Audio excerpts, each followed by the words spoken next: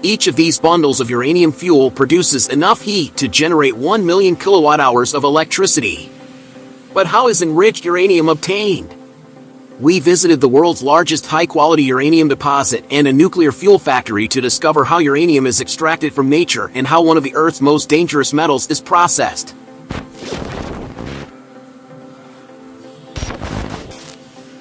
Uranium is a metallic element discovered by a German chemist in 1789. The significance of this discovery was not understood until a century and a half later. In 1938, scientists discovered that uranium atoms could be split to produce energy. To obtain uranium, they excavate 500 meters underground at this site in northern Saskatchewan, a province in western Canada known for hosting some of the largest and richest uranium deposits in the world. The extracted uranium is primarily used as fuel in nuclear reactors to generate electricity. This mine is the world's largest source of high-quality uranium. The uranium ore lies beneath a layer of sandstone saturated with water. To reach it, they use tungsten carbide drills like knuckles on a fist. The drills bore into the rock face. These initial holes are for tubes that will extract heat from the ground and freeze it around the ore. The miner operates the equipment remotely, transferring a new piece of pipe to the end of the drill every 1.5 meters to penetrate 130 meters into the sandstone layer. It takes up to 8 days to install just one length of pipe, and there are 200 of them. They set up the pipes to surround the ore deposit.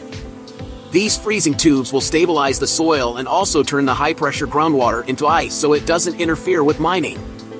A freezing plant above ground cools the calcium chloride brine to -30 degrees Celsius and distributes it through the freezing tubes. The brine absorbs heat while freezing the soil and refreezes above the uranium deposits. Now they are ready to extract the ore. They will use this drill to bore into the ore body and make an initial small diameter hole, known as a pilot hole. The pilot hole traces the drill's path to the ore and creates an entry point for larger mining equipment. From an elevated position, the drill vertically bores into the rock to reach a specific level below the ore body. Now they're ready for the reaming drill. The drill lifts the reaming bit through the pilot hole, lightening it. A remotely operated cart picks up the rock. This remote control system keeps miners at a safe distance from falling rock hazards. It also minimizes their exposure to radioactive uranium in the ore.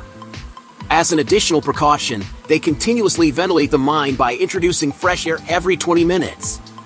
Operated by the operator's control lever, the cart delivers the ore to a scanner.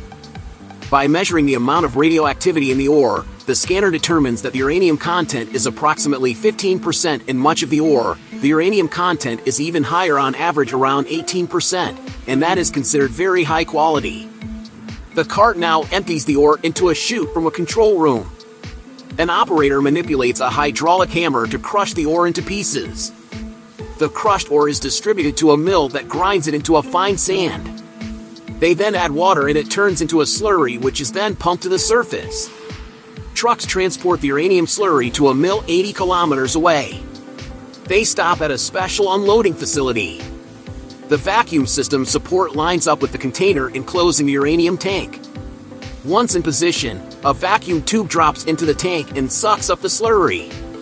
After washing and radiation checking, the truck leaves the facility. The powdered ore is treated with acid to obtain uranium. The uranium slurry is fed into large tanks filled with acid. The acid dissolves the uranium but not the rest of the rock. The rock settles to the bottom of these tanks. The uranium acid solution flows forward, leaving unwanted minerals behind. Using a series of chemical reactions, they further purify the uranium. They then heat it to 850 degrees Celsius. First, the uranium is converted into gas so that uranium-235 can be enriched, which is the isotope needed for a chain reaction. This gas is fed into centrifuges, where centrifugal forces are used to separate the uranium isotopes based on their mass. Uranium-235, being slightly lighter than uranium-238, concentrates more in the center of the centrifuge, allowing for its separation. Once separated, it is concentrated into a black powder like coal. The uranium powder flows into 210-liter steel drums. The drums are then shipped to a nuclear fuel processing plant.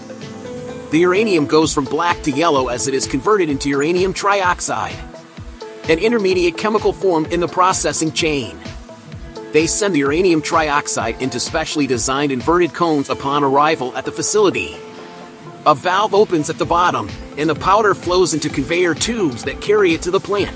Inside, they dissolve the uranium trioxide powder in acid. A worker takes a sample to test density and chemistry and confirms that both are acceptable. They then add a chemical to convert the dissolved uranium into solid form. After further processing, the uranium trioxide becomes uranium dioxide, the required chemical form for nuclear fuel. By centrifuging the uranium dioxide, particles of different sizes are mixed to make a more homogeneous blend. The chemical processing has also changed the color of uranium. Now it is a fine black powder using several tons of pressure. Presses mold the uranium dioxide into pellets. A rotating wheel with protrusions guides the pellets onto a channel conveyor. A uranium pellet the size of a peanut generates the same amount of energy as 800 kilograms of coal or 560 of oil. The conveyor carries the pellets to an oven for 24 hours. Heat removes the pores from the pellets. The pellets shrink, increasing the density of uranium. A robot arm loads the pellets onto a tray and levels them. The conveyor moves the tray forward. A robot places zirconium fuel tubes on a rack. Zirconium is a metal highly resistant to both heat and corrosion, but neutrons will pass freely through it during the fission reaction. The tube rack meets the incoming pellet tray. A robotic loader pushes the stack of 30 pellets into the tube. The pellets are placed inside metal tubes, which are then assembled into fuel assemblies that go into the reactor core. The tubes pass one by one to an automated welder that caps the ends. The next robot retrieves the completed uranium fuel rod and transfers it to an assembly device. After the rods have been welded and the assembly has been capped at both ends, a robot transfers it to a scale. This scale confirms that there is the correct amount of uranium in the assembly before it is burned in a reactor.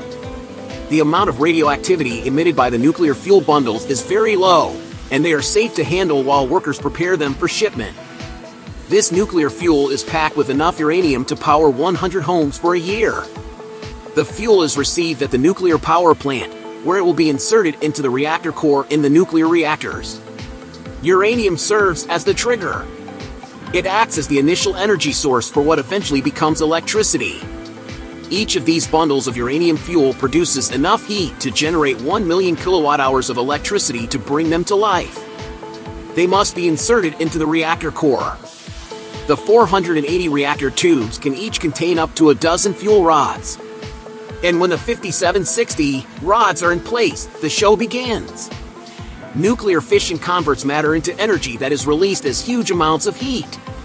Some of the uranium atoms within these fuel rods are excitable, and when excited, they start releasing neutrons in all directions. The tiny neutrons can pass through the zirconium walls of the fuel rods, flying from one tube to another until they collide with another uranium atom. When they do, the atom splits, releasing energy in more neutrons, and thus a nuclear chain reaction is obtained. But when it accelerates too much, it needs to be stopped. If what scientists call a nuclear reactor meltdown does not occur, the reactor is not only sealed between 2-meter-thick reinforced concrete walls but also automatically shuts down if the temperature rises or the pressure drops too quickly. The heat is used to convert water into steam, a process carefully controlled from the control room of the plant.